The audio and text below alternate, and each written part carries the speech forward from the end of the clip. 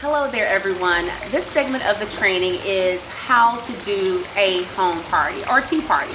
My name is Twila Portis and I'm out of Houston, Texas, and I want to talk to you guys today about scheduling your tea party and what is all involved in that. It's a very simple process, but it is a money maker. So when you are scheduling your tea party, you want to go ahead and pull out your calendar, look at an appropriate date and time, and then reach out to your upline. Typically, if you have an upline that's in your market, they'll come out and help you to do your first tea party. And so, ladies and gentlemen, go ahead and schedule it. Reach out to your upline, find out if they're available, and they will come out to help you. Now, you're going to start your inviting process. It's just like everything else. You want to over-invite so that you have, 5 to 6 to 10 of your closest friends in your living room. You don't have to do, a huge spread of food. We want it very simple.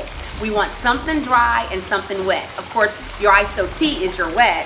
And then something dry, something maybe nutritional that you will have there for refreshments. So once you have now scheduled your date, you've reached out to your upline sponsor to see if they are available, and now you're ready to start the invite. You're going to call your friends and just let them know that you are very excited about something. You want to invite them over for a cup of tea and refreshments, and that you have an opportunity that you want to share with them. As your prospects, or your guests I should say, are entering the room, you want to have some music playing. Now, I typically have something jazz that is across all barriers, and it's a socializing atmosphere. So as people are coming in, you're socializing with them, finding out who invited them, of course edifying the person that invited them, and just welcoming them to your home. So you're the host, that's your responsibility. And then of course once your upline is there, then you guys want to get started. Now, the host of the tea party is responsible for coming up and sharing your testimony, and then of course welcoming your guests there, and then introducing the person who is going to present the information. Once the information is presented, then of course you want to be able to close the room. What do I mean by that? I simply mean that you want to ask for the money.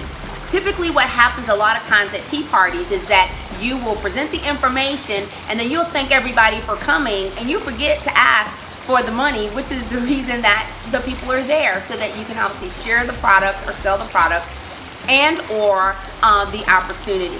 So you want to make sure you have your applications, you want to make sure you have customer forms, you want to make sure that you also have product.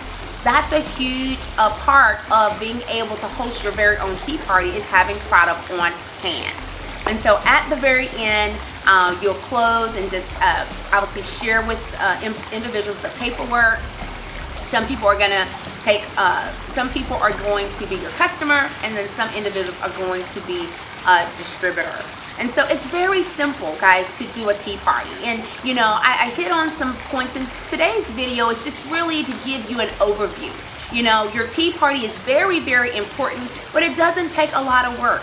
You don't want to be weekend warriors. You want to book your tea party within 24 to 48 hours from getting started into the business, and get it behind you. Your first one is usually the hardest, but get it behind you. 5 to 10 to 6 people in your living room. Very simple. Something very inexpensive for your refreshments, because when people are coming in, they want to see that this is duplicatable. They want it to be very simple, and so therefore you want them to see that they can do it as well, and they don't have to go out and spend a whole lot of money.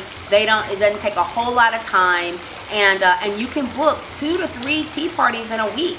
Typically, we have individuals that do anywhere from $400 to $600, in commissions at every single tea party. So that's the tip today. Just make sure you get your tea party scheduled, and the more tea parties you have scheduled, the more you have scheduled in your organization, the more money you're going to earn. And the one last thing before I go, after every single tea party, you want to book another party. All right? So we call it BAM famming, booking a meeting from a meeting, and that way you have your business beginning to roll organically. All right? So thanks so much for tuning in, and we'll see you guys on the next segment of our training. Bye for now.